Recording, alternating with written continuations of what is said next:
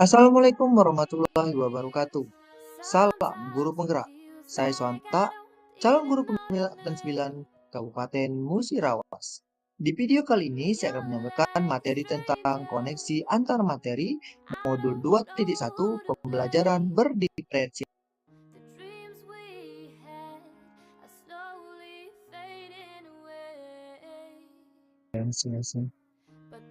Apa itu pembelajaran berdiferensiasi?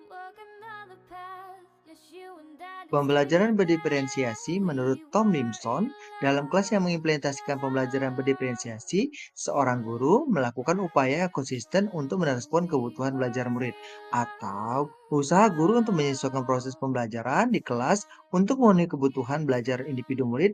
Selama ini, pembelajaran berdiferensiasi adalah serangkaian keputusan masuk akal yang dilakukan oleh guru dalam memenuhi kebutuhan murid.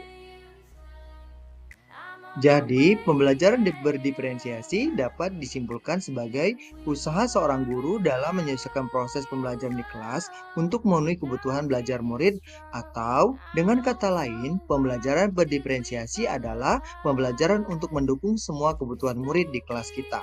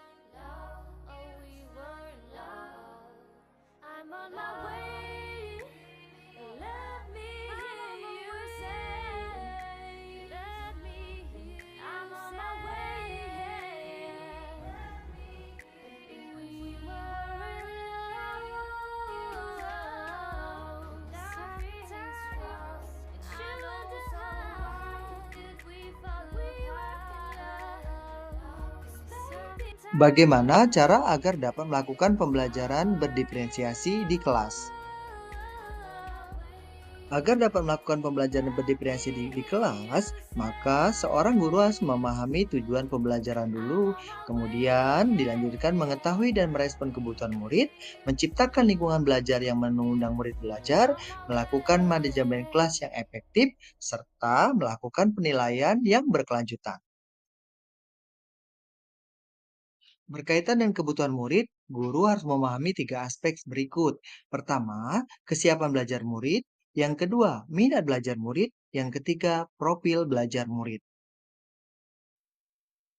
Kesiapan belajar murid mengharuskan guru untuk menilai pengetahuan awal dan menentukan apa yang sudah diketahui murid. Sedangkan untuk minat murid, minat adalah salah satu motivator penting bagi murid untuk terlibat aktif dalam proses pembelajaran, di mana minat murid tersebut berbeda-beda.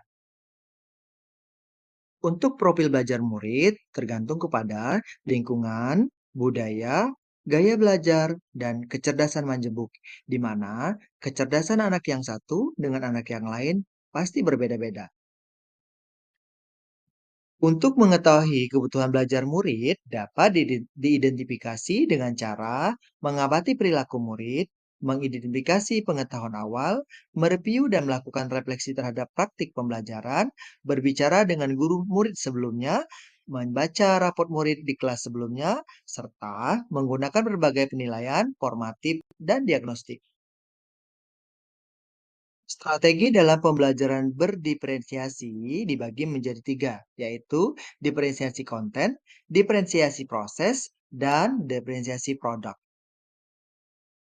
Berdiferensiasi konten berkaitan dengan apa yang kita ajarkan berupa materi, konsep, atau keterampilan yang perlu dipelajari berdasarkan kurikulum.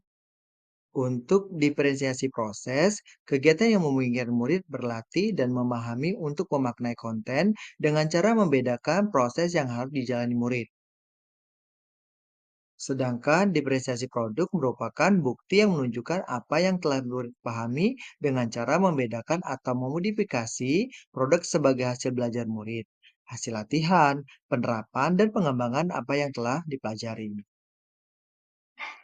Adakah keterkaitan antara modul pembelajaran berdiferensiasi modul 2.1 dengan modul 1.1, modul 1.2, modul 1.3, dan modul 1.4? Tentu saja ada. Untuk dapat melakukan pembelajaran berdiferensiasi, maka guru harus berusaha memenuhi kebutuhan belajar murid sesuai dengan kore alam dan kore zaman berdasarkan filosofi Ki Hajar Dewantara.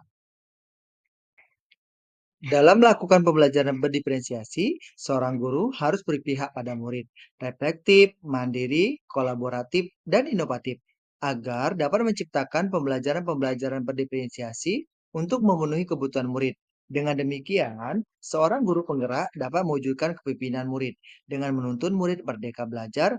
Hal ini sesuai dengan nilai dan peran guru penggerak. Pembelajaran berdiferensiasi dapat menjadi salah satu strategi untuk mewujudkan visi guru penggerak yang berpihak pada murid. Dalam pelaksanaan pembelajaran berdiferensiasi antara murid dan guru harus ada kesepakatan terlebih dahulu agar proses pembelajaran dapat berjalan dengan baik sesuai dengan nilai-nilai budaya positif. Demikianlah video kali ini, semoga bermanfaat. Salam guru penggerak. Assalamualaikum warahmatullahi wabarakatuh.